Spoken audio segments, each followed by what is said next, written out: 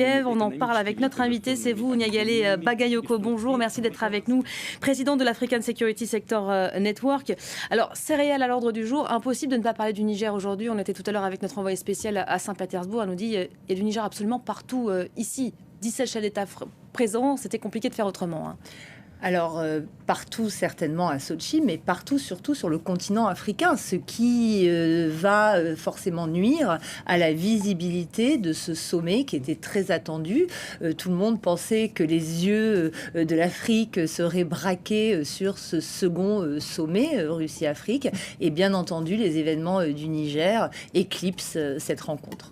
Y compris Vladimir Poutine. En tout cas, la Russie a exprimé son intention de voir libérer au plus vite le président Bazoum. Il est censé, lui, aujourd'hui, il s'est d'ailleurs exprimé, on va l'entendre, rassurer ses partenaires. Il a fait une proposition tout à l'heure à certains d'entre eux, à 6 pays. On va l'écouter et puis on en reparle juste après.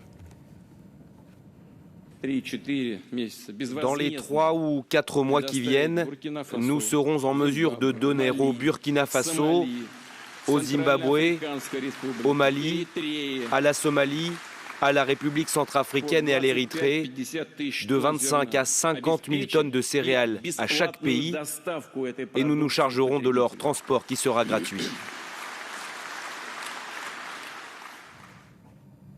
Qu'est-ce qu'elle vous inspire, cette promesse faite à seulement 6 pays, 6 alliés, on va le dire ainsi, on l'aura compris? Alors, tout à fait. Il s'agit notamment en ce qui concerne la RCA, le Mali, des partenaires les plus proches aujourd'hui de la Russie, qui doit en effet rassurer les pays africains parce que depuis la rupture de l'accord sur les céréales avec Kiev, sont particulièrement inquiets de l'approvisionnement de leur propre pays et donc de la souveraineté alimentaire et de la sécurité alimentaire de leur population. Est-ce que Vladimir Poutine aujourd'hui a les moyens de tenir cet engagement, cette promesse? Plusieurs mois. Alors il est effectivement très vague, il parle de plusieurs mois de livraison gratuite. Déjà en termes d'acheminement, on va quand même pas rappeler qu'il est en guerre ouverte avec l'Ukraine. Est-ce qu'il a les moyens déjà techniques, matériels de livrer ces céréales à ses partenaires? Ça apparaît véritablement comme un défi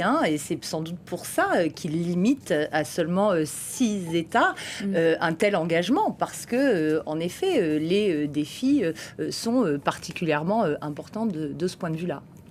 On a beaucoup parlé cette dernière année d'Ukraine.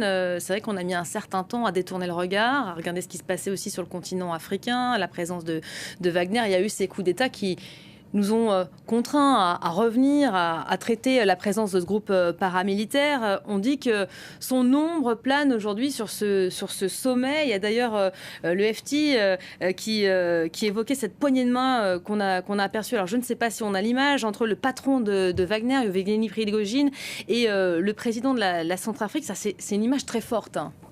Absolument, mais à mon avis, la façon dont on a eu tendance à se surfocaliser sur Wagner et non pas plus largement sur les relations bilatérales de la Russie avec un certain nombre d'États a empêché de voir véritablement quelle était la nature à la fois de la présence de Wagner sur le continent, mais aussi de la présence russe. On a trop souvent eu tendance à réduire, par ailleurs à individualiser à travers la figure d'Evgeny Prigojine cet engagement qui, selon moi, relève de la sous-traitance par un appareil d'État composé d'intérêts nationaux, d'intérêts privés, d'intérêts criminels aussi, mais qui est beaucoup plus compliqué que la figure du mercenaire prédateur que l'on met souvent en avant. Il ne faut pas oublier que Wagner n'aurait jamais pu se déployer sans le réseau diplomatique russe, sans les moyens logistiques de l'armée russe, sans l'armement de la Russie, sans les moyens de renseignement aussi en matière de guerre informationnelle. On connaît les tensions qui ont éclaté entre Evgeny Prigojine, en l'occurrence, et Vladimir Poutine, avec cette tentative de marcher sur Moscou qui a échoué. Officiellement, il est toujours à la tête d'ailleurs de Wagner. Sa présence à ce sommet, elle nous dit quoi finalement? Elle pourrait avoir tendance à nous surprendre. Elle n'est pas là aussi pour rassurer les partenaires, pour dire on va rester sur le terrain, même si ça a déjà été dit auparavant? À mon avis, alors d'une part, alors ça a déjà été réaffirmé, mais elle veut montrer... C'est symbolique quand même de le voir présent à sommet et serrer des mains comme ça. C'est important, absolument, mais montrer qu'il n'y a pas de guerre intestine à l'intérieur de l'État russe, même si évidemment, il est très difficile de convaincre l'opinion publique internationale de cela.